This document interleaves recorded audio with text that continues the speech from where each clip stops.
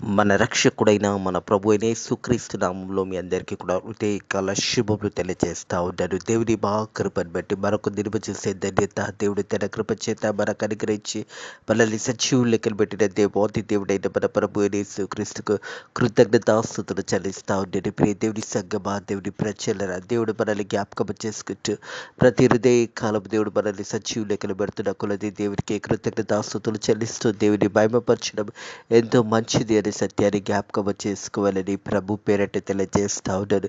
హృదయ కాలము దేవుని యొక్క వాక్యము ధ్యానించుకుందాము. సామెతల గ్రంథము 5వ అధ్యాయము 13వ వచనం నుంచి చివరి వచనం 23వ వచనం వరకు వాక్య భాగాన్ని ధ్యానించుకుందాము. సామెతల గ్రంథము 5వ అధ్యాయము 13వ వచనం నుంచి చివరి వచనం 23వ వచనం వరకు వాక్య భాగాన్ని ధ్యానించుకుందాము. ప్రియ దేవుని సంగమా, దేవుని ప్రజల వాక్యము బోధించబడుతున్నప్పుడు, వాక్యము మన చెవులకు వినబడుతున్నప్పుడు వాక్యాన్ని జాగ్రత్తగా విని వాక్యానుసారంగా మన జీవితాలు కట్టుకోవాలని ప్రభు పేరట తెలియజేస్తూ ఉన్నాను. దేవుడు తన సేవకుల చేత మాట్లాడుతున్నప్పుడు, దేవాతి దేవుడు తన మాటలను మనకు తెలియజేస్తున్నప్పుడు ఆ మాటలను జాగ్రత్తగా విని ఆ మాటలను అనుసరించి మన జీవితాలను కట్టుకొని ముందుకు సాగిపోవడం ఎంతో శ్రేష్టమైనది అనే సత్యాన్ని జ్ఞాపకం చేసుకోవాలి. ఒకవేళ దేవుని వాక్యం విన్నా నీ జీవితంలో ఒకవేళ ఆ వాక్యానుసారంగా నువ్వు జీవించకపోతే నిత్య నరకానికి వెళ్ళిపోతావు అనే సత్యాన్ని కూడా జ్ఞాపకం చేసుకోవాలి. అయ్యో, సేవకులు చెప్పిన మాట నేను వినకపోతేనే, ఆ బోధని ఎందుకు నేను తీసివేసి తిని అని అప్పుడు బాధపడితే మరి ప్రయోజనం ఉండదు. కాబట్టి దేవుని మాటలు దేవాతి దేవుడు వాక్యము ద్వారా మనతో మాట్లాడుతున్నప్పుడు ఆ వాక్యాన్ని శ్రద్ధగా విని వాక్యానుసారంగా మనల్ని మనం కట్టుకొని మనల్ని మనం సరిదిద్దుకొని జీవించడము ప్రాముఖ్యమైనదనే సత్యాన్ని జ్ఞాపకం చేసుకోవాలని ప్రభు పేరట తెలియజేస్తా ఉన్నాను. 13వ వచనము, నా బోధకుల మాట నేను వినకపోతేనే, నా ఉపదేశకులు నేను చెయ్యగలేదు. ప్రియ దేవుని సంగమా, దేవుని ప్రజలరా, దేవుని యొక్క సేవకులు చెప్పిన మాటలు వినకపోతేనే నా ఉపదేశములకు నేను చెయ్యగలేదు. మరి దేవుడు చెప్పిన మాటలను వినకపోవడము, మాటలను జాగ్రత్తగా మనల్ని మనం పరిశోధించుకోవాల్సిన సమయంలో ఆ మాటల ద్వారా దేవుడు మనతో మాట్లాడుతున్నాడు అనే సత్యాన్ని జ్ఞాపకము చేసుకోవాలని ప్రభు పేరట తెలియజేస్తా ఉన్నాను. ఒకవేళ ఆ సమయంలో దేవుని మాటలు వినకపోతే నీ జీవితం ఎలా ఉంటుందో ఒక్కసారి నేను పరిశోధించుకోవాలని ప్రభు పేరట తెలియజేస్తూ ఉన్నాను. నా బోధకుల మాట నేను వినకపోతే నా ఉపదేశకుల గురించి చెయ్యలేదు. నేను సమాజంలో సంఘంలో మధ్యలో నుండి ప్రతి విధమైన దుష్టునకు లోబడుటకు కొంచెమైనా ఎవడైనాను అవి నాతో చెప్పుకొనొచ్చు ములుగుచున్నందును. ప్రియ దేవుని సంగమా, దేవుని ప్రజల, దేవుడు చెప్పిన మాటలను జాగ్రత్తగా మనం వినడం నేర్చుకోవాలి. అందుకే వాక్యం అంటుంది, నేను సమాజ సంఘంలో మధ్యలో నుండి ప్రతి విధమైన దోషమునకు లోబడుటకు కొంచెమైనా ఎవడైనను అని నీవు చెప్పుకున్న మాటలను నేను చెప్పుకున్న మాటల చేతను నుందును అనే మాట జ్ఞాపకం చేయబడుతుంది. నీ సొంత కుండలో నీళ్లను పానం చేయము. ఏదైతే నీ దగ్గర ఉన్నదో, ఏదైతే దేవుడు నీకు ఆశీర్వదించాడో, దేవుడు ఇచ్చిన దాంట్లో సంతోషము కలిగి జీవించాలి. అది భార్య భర్తల జీవితమైనా కానీ, బిడ్డల విషయంలో కానీ, దేవుడు నీకు ఇచ్చిన దాంట్లో నువ్వు సంతోషంగా దేవునికి కృతజ్ఞతాస్తుతులు చెల్లిస్తూ దేవునిని మహిమపరిచి విధంగా నువ్వు జీవించాలనేది దేవుని యొక్క వాక్యం తెలియజేస్తూ, నీ సొంత కుండలో నీళ్లు పానము చేయము, నీ సొంత బావిలో ఊము జలమును తాగుము. ప్రియ దేవుని సంగమా, దేవుని ప్రజలరా, దేవుడు నీకు ఇచ్చిన దాంట్లో నువ్వు తృప్తి పొందాలి. దేవుడు నీకు ఏదైతే ఇచ్చి ఉన్నాడో దానిలో నువ్వు సంతోషించినట్టయితే నీ జీవితం అన్నది సంతోషంగా ఉంటుంది. అలాగే దేవుడు నీకు ఇచ్చిన దాంట్లోనే తృప్తి పొంది దేవునికి కృతజ్ఞతాస్తుతులు చెల్లిస్తూ దేవుని మహిమపరిచే విధంగా జీవించాలి. అందుకే వాక్యం అంటూ, నీ సొంత కుండలో నీళ్లను పానం చేయము. ఏదైతే నీకు ఉన్నదో, ఏదైతే దేవుడు నీకు ఇచ్చినదో దాంట్లోనే నువ్వు తృప్తి పొందాలనేది దేవుని యొక్క వాక్యం తెలియజేస్తుంది. అలాగే నీ సొంత బావిలో ఊబుకు జలము తాగుము. నీ సొంత ఏదైతే నీకు ఇచ్చి ఉన్నాడో దేవుడిచ్చిన దాంట్లో దేవునికి కృతజ్ఞతాస్తుతులు చెల్లిస్తూ దేవుని మహిమపరిచే విధంగా జీవించాలి. నీ ఊటలు బయటికి చెదిరిపోదునా, వీధిలో అవి నీటి కాలువలుగా పారుదువా. దేవుని సంగమా, దేవుని ప్రజలరా, ఇక్కడ చూసినట్టయితే 2 ప్రశ్నలు ఉన్నాయి.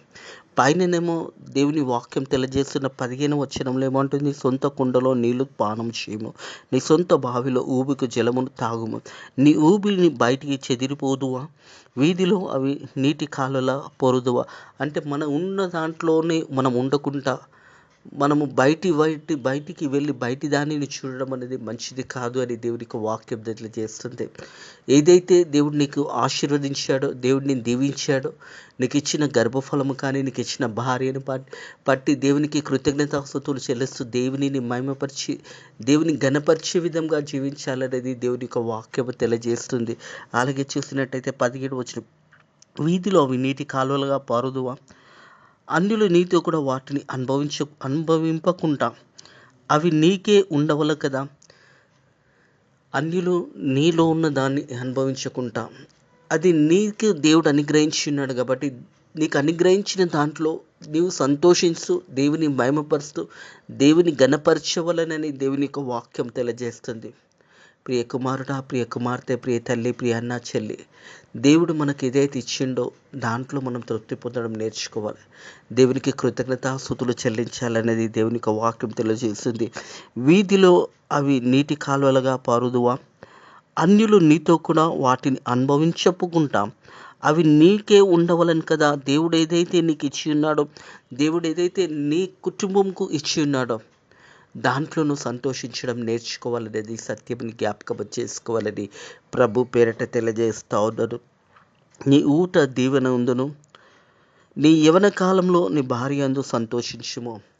ప్రియ దేవుని సంగమా, దేవుని ప్రజలరా, యవన కాలంలో భర్తలు భార్యతో సంతోషించడము ఎంతో ప్రాముఖ్యమైనదని దేవుని యొక్క వాక్యం తెలియజేస్తుంది. నీ యవన కాలమందు నీ భార్య అందు సంతోషించుము, నీ ఊట దీవెనగా ఉండును. ప్రియ దేవుని సంగమా, దేవుని ప్రజలరా, ఏదైతే దేవుడు నీకు ఇచ్చి ఉన్నాడో దాంట్లో నీకు సంతోషము కలిగి జీవించడం నేర్చుకోవాలి. భార్య అనేది దేవుడిచ్చే బహుమానం అనే సత్యాన్ని కూడా జ్ఞాపకం చేసుకోవాలి. వివాహం అన్నటి విషయంలో ఘనమైనదని దేవుని యొక్క వాక్యం తెలియజేస్తుంది. కాబట్టి నీ భార్య అందు, నీ యవన కాలం అందు నీ భార్య అందు సంతోషించడం నేర్చుకోవాలి.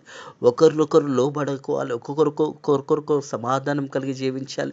ఒకరి పట్ల ఒకరు దేవునిని ఒకరి పట్ల ఒకరు సమాధానం, ఒకరి పట్ల ఒకరు దేవుని యందు భయభక్తులు కలిగి జీవించడము చాలా ప్రాముఖ్యపడిందని సత్యాన్ని జ్ఞాపకం చేసుకోవాలి. నీ యవన కాలమందు నీ భార్య యందు సంతోషించుము. భార్య భర్తలనే జీవితం అనేది దేవుడు ఏర్పాటు చేశాడు. ఆదికాండము 2వ అధ్యాయంలో 18వ వచనంలో, 2వ అధ్యాయం 18వ వచనంలో, నరుడు ఒంటరిగా ఉండడం మంచిది కాదని దేవుడు ఉద్దేశించాడు. ప్రియ దేవుని సంగమా, దేవుని ప్రజలరా, వివాహం అనే బంధం అనేది దేవుడు కట్టి ఉన్నాడు. నీ భార్య అందు నువ్వు సంతోషించాలి. అలాగే భర్త అందు భార్య కూడా సంతోషించి, భార్య భర్తల జీవితం దేవుడు ఏర్పాటు చేసింది కాబట్టి దేవునికి కృతజ్ఞతాస్తుతులు చెల్లిస్తూ దేవుని మహిమపరిచే విధంగా జీవించాలనేది దేవుని యొక్క వాక్యం తెలియజేస్తుంది. నీ యవన కాలమందు నీ భార్య అందు సంతోషించుము, ఆమె అతి ప్రియమైన లేడి, అందమైన దుప్పి. ప్రియ దేవుని సంగమా, దేవుని ప్రజలరా,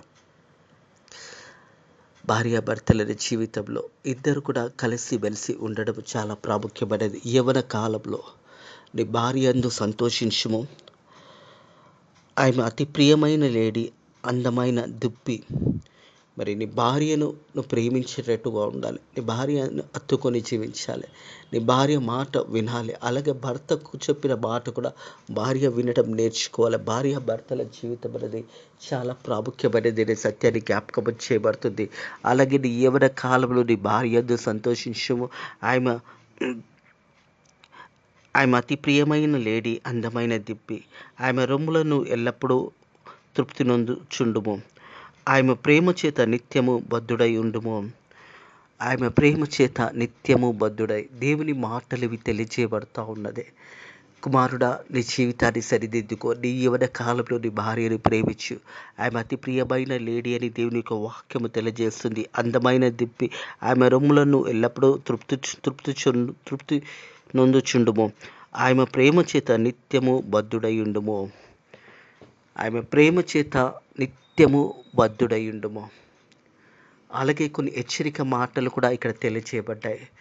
అలాగే దేవుని యొక్క మాటలను నువ్వు శ్రద్ధగా విని దేవుడు చెప్పిన మాటల ప్రకారము నిన్ను నువ్వు కట్టుకున్నట్టయితే నీ కుటుంబము ఆశీర్వాదకరము దీవెనకరముగా ఉంటుందనే సత్యాన్ని జ్ఞాపకము చేయబడుతుంది. ఆయన ప్రేమ చేత నిత్యము బద్ధుడై ఉండుము అనే మాట జ్ఞాపకము చేయబడుతుంది. ప్రియ దేవుని సంఘమా, దేవుని ప్రజలారా, అలాగే చూస్తున్నట్టయితే నా కుమారుడా జార స్త్రీ నందు నువ్వెలా బద్ధుడై ఉండువో, వేరొక స్త్రీ ద్వారా నువ్వు ఎలా బద్ధుడై ఉంటావని దేవుని యొక్క వాక్యం తెలియజేస్తుంది. ఇది హెచ్చరికతో తెలియజేయబడుతున్న మాటలు. ప్రియ కుమారుడా, నీ జీవితాన్ని నేను కట్టుకో. ప్రియ యవ్వన కాలంలో ఉంటుండగా, మధ్య వయసుగా ఉంటుండగా దేవుడిచ్చిన బహుమానంను, దేవుడిచ్చిన వివాహం అనే జీవితంలో దేవుడిచ్చిన భార్యను బట్టి సంతోషించు. పరస్త్రీ జోలికి వెళ్ళకూడదు. ఆమె దగ్గర నువ్వు బద్ధుడై ఉండడం మంచిది కాదని దేవుని యొక్క వాక్యం తెలియజేస్తుంది. కాబట్టి నిన్ను నువ్వు పరిశోధించుకో. వాక్యానుసారంగా నువ్వు జీవిస్తున్నావా లేదా ఒక్కసారి నిన్ను నువ్వు జాగ్రత్తగా పరిశోధించుకోమని దేవుని యొక్క వాక్యం తెలియజేస్తుంది. నా కుమారుడా, జార స్త్రీ నందు నువ్వు ఎలా బద్ధుడై ఉందువో, పరస్త్రీ రొమ్మును నువ్వెలా కౌగలించుకుందువో. మరి దేవుని ఇచ్చిన కుటుంబంలో భార్య భర్తలు అనేది దేవుడు ఏర్పాటు చేశాబట్టి కాబట్టి పరస్త్రీ జోలికి పోకూడదు, పరస్త్రీ నందును బద్ధుడై ఉండకూడదు అనే దేవుని యొక్క మాటలు, హెచ్చరికతో మాటలు తెలియజేయబడుతున్న. పరస్త్రీ రొమ్మును నువ్వు ఎలా కౌగులించుకుందో నరుని మార్గంలో యెహోవా ఎరుగును. హల్లెలూయా. మనము కుటుంబంలో ఒకవేళ భార్యను మోసం చేయవచ్చు, చుట్టూ ఉన్న వారిని మోసము చేయొచ్చు, కానీ దేవుడు నిన్ను చూస్తున్నాడు అనే సత్యాన్ని జ్ఞాపకం చేసుకోవాలని ప్రభు పేరట తెలియజేస్తా ఉన్నాడు. సామెతల గ్రంథం 15:3 చూసినట్టయితే, యెహోవా కన్నులు ప్రతి స్థలం మీద ఉంచును, చెడ్డవారిని మంచివారిని అవి చూచుచుండెను. దేవుని యొక్క కన్నులు ప్రతి ఒక్కరి మీద ఉంటాయనే సత్యాన్ని జ్ఞాపకం చేస్తుంది. మంచిని చెడును దేవుడు చూస్తాడని సత్యాన్ని జ్ఞాపకం చేసుకోవాలని ప్రభు పేరట తెలియజేస్తూ ఉన్నాడు. ఎందుకంటే దేవుడు మన అందరినీ కూడా పరిశోధించి చూస్తున్నాడు. హృదయ కాలం కూడా మన అందరినీ కూడా దేవుడు చూస్తూ ఉన్నాడని సత్యాన్ని జ్ఞాపకం చేసుకోవాలి. యెహోవా కన్నులు ప్రతి స్థలం మీద ఉంటున్నాం, ప్రతి స్థలము మీద దేవుని యొక్క కన్ను దృష్టి ఉంటుంది అనే సత్యాన్ని జ్ఞాపకం చేసుకోవాలి. చెడ్డవారిని మంచివారిని అవి చూచుచుండని అనే మాట జ్ఞాపకం చేయబడుతుంది. అలాగే చూసినట్టయితే ఇర్మియా గ్రంథము 32:19 చూసినట్టయితే, ఆలోచన విషయంలో నీవు గొప్పవాడు, క్రియలు జరిగించే విషయంలో శక్తి సంపన్నుడే. వారి ప్రవర్తనలు బట్టి వారి క్రియఫలము బట్టి అందరికీ ప్రతిఫలం ఇచ్చుటకు నరపుత్రుల మార్గములన్నిటినీ నువ్వు కన్నులారా చూచుచున్నావు. దేవుడు మనందరినీ కూడా చూస్తున్నాడు, మనందరినీ కూడా గమనిస్తున్నాడు అనే సత్యాన్ని జ్ఞాపకం చేయబడుతుంది. ఆలోచన విషయంలో నువ్వు గొప్పవాడివే, ఆలోచించే విషయంలో చాలా గొప్పవాడివే ఉండొచ్చు, క్రియలు జరిగించిన విషయంలో కూడా శక్తి సంపన్నుడై ఉన్నావు. వారి ప్రవర్తనను బట్టి వారి క్రియలను బట్టి ఫలం బట్టి అందరికీ ప్రతిఫలం ఇచ్చుటకు నరపుత్రులకు మార్గములన్నిటినీ నువ్వు కన్నులారా చూచుచున్నావు. దేవుడు ప్రతి ఒక్కరిని కూడా చూస్తున్నాడు. మనందరినీ దేవుడు పరిశోధిస్తూ ఉంటాడు. హృదయ బలము, ఈ హృదయంలో మనం ఏం చేస్తున్నామో దేవుడు మనల్ని చూస్తున్నాడు. అందుకే వాక్యం ఏమంటుందంటే, నరుల మార్గములు యెహోవా ఎరుగును, వారి నడతలన్నిటినీ ఆయన గుర్తించును. ప్రియ దేవుని సంగమా, దేవుని ప్రజలారా, ఈ హృదయ కాలము మనం ఏమై ఉన్నామో యేసయ్యకు తెలుసు, మనం ఎలా జీవిస్తున్నామో యేసయ్యకు తెలుసు, మన బ్రతుకులేందో యేసయ్యకు తెలుసు. మనం అందరినీ కూడా మోసము చేయగలుగుతాం, కానీ దేవుని చేతిలో నుంచి తప్పించుకోలేము అనే సత్యాన్ని జ్ఞాపకం చేసుకోవాలి. అందుకే వాక్యం అంటుంది, నరుల మార్గం యెహోవా ఎరుగును. ప్రతి ఒక్కరిని దేవుడు చూస్తూ ఉన్నాడు, ప్రతి ఒక్కరిని దేవుడు గమనిస్తూ ఉన్నాడు అనే సత్యాన్ని జ్ఞాపకం చేసుకోవాలి. వారి నడతలన్నిటినీ ఆయన గుర్తించును. వారి నడతలన్నీ కూడా, మన నడతలు మన మార్గాలన్నీ కూడా దేవునికి తెలుసు అనే సత్యాన్ని జ్ఞాపకం చేసుకోవాలని ప్రభు పేరట తెలియజేస్తూ ఉంటారు. ఈ హృదయ కాలము మన అందరినీ కూడా దేవుడు చూస్తూ ఉన్నాడు. మనం దేవునికి కృతజ్ఞతాస్తుతులు చెల్లిస్తున్నామా లేదా చూస్తూ ఉన్నాడు. మనం ఎలా జీవిస్తున్నామో చూస్తూ ఉన్నాడు. మనం ఏ మార్గంలోకి వెళ్తున్నామో మనల్ని దేవుడు మన అందరినీ కూడా చూస్తున్నాడు అనే సత్యాన్ని జ్ఞాపకం చేసుకోవాలని ప్రభు పేరట తెలియజేస్తూ ఉన్నాడు. నరుని మార్గం యెహోవా ఎరుగును, వారి నడతలన్నిటినీ ఆయన గుర్తించిన. దుష్టుని దోషంలో వాని చిక్కులబట్టుటకు వాడు తన పాశములను బంధింపబడి ఉన్నాడు. మరి దుష్టుని యొక్క క్రియలో పాపంలో బంధకంలో ఉంటుండగా దేవుడు వారినందరినీ కూడా చూస్తున్నాడని సత్యాన్ని జ్ఞాపకం చేయబడుతుంది. శిక్ష లేకయు అట్టివాడు నాశనమవును, అట్టి మూర్ఖుడు వాడు త్రోవ తప్పి పోవును. మూర్ఖులు త్రోవ తప్పి మార్గంలోకి వెళ్ళిపోతారు. వారి జీవితాలు దేవునికి దూరంగా ఉంటాయనే సత్యాన్ని జ్ఞాపకం చేయబడుతుంది. హృదయ కలవి మాటలు ఇంటున్న ప్రియ దేవుని కుమారుడా కుమార్తె, శక్తి లేకపోయిన వాడు నాశనమవును, శిక్ష లేకపోయినను వాడు నాశనమవును, అతి మూర్ఖుడు వాడి త్రోవ తప్పిపోవును. హృదయ కలవు నీ జీవితాన్ని ఒకసారి పరిశోధించుకో. దేవుని వాక్యం చెప్తున్న మాటలను గమనించాలని ప్రభు పేరిట తెలియజేస్తా ఉన్నాను. నీ సొంత కుండలో నీళ్లు పానం చేయము, నీ సొంత బావిలో ఊబుకు జలము తాగుము. ఏదైతే దేవుడిని కనిగ్రహించాడో దాంట్లోనే నువ్వు సంతోషముతోనే దేవుని గణపరిచి దేవుని యొక్క దీవెనలు పొందుకోవాలని ప్రభు పేరిట తెలియజేస్తా ఉన్నాను. నీ ఊబిలో బయటికి చెదిరిపోవుదునా, వీధిలో అట్టి కాలువగా పారుదునా. అన్యులు నీతో కూడా వాటిని అనుభవించకుండా అవి నీకే ఉండవలని కదా. దేవుడు ఏదైతే నీకు అనుగ్రహించినాడో అది నీతోనే ఉండవల కదా అనే మాట జాగ్రత్తగా గమనించండి. What ever God has given to you, దేవుడు ఏదైతే నీకు ఇచ్చి ఉన్నాడో దాంట్లో సంతోషముతోనే దేవుని గణపరచు, దేవుని మహిమపరచు. నీ యవన కాలంలో నీ భార్య యందు నువ్వు సంతోషించు. ఆమె అతి ప్రియమైన లేడీ అనే మాట జ్ఞాపకము చేయబడుతుంది. అందమైన దుప్పి, ఆమె రొమ్ములను ఎల్లప్పుడూ తృప్తి నందుచుండుము, ఆమె ప్రేమ చేత నిత్యము బద్ధుడయుండుము. భార్యాభర్తలు ఇద్దరు కలిసి మెలిసి దేవుని గణపరచాలి, దేవుని భయపరచాలి. ఎందుకంటే దేవుడిచ్చిన భార్యను ఎన్నడూ కూడా నువ్వు తీసివేయకు. దేవుడిచ్చిన భార్యను బట్టి నువ్వు సంతోషించు. నీ భార్య మాట విని దేవుని యందు విశ్వాసము కలిగి, దేవుని యందు భయభక్తులు కలిగి, దేవుని చెప్పిన మాటకు లోబడి నీ జీవితాన్ని నువ్వు కట్టుకున్నట్టయితే అది నీకు దీవెనకరంగా ఆశీర్వాదకరంగా ఉంటుందనే సత్యాన్ని జ్ఞాపకం చేసుకోవాలని ప్రభు పేరట తెలియజేస్తూ ఉంటాడు.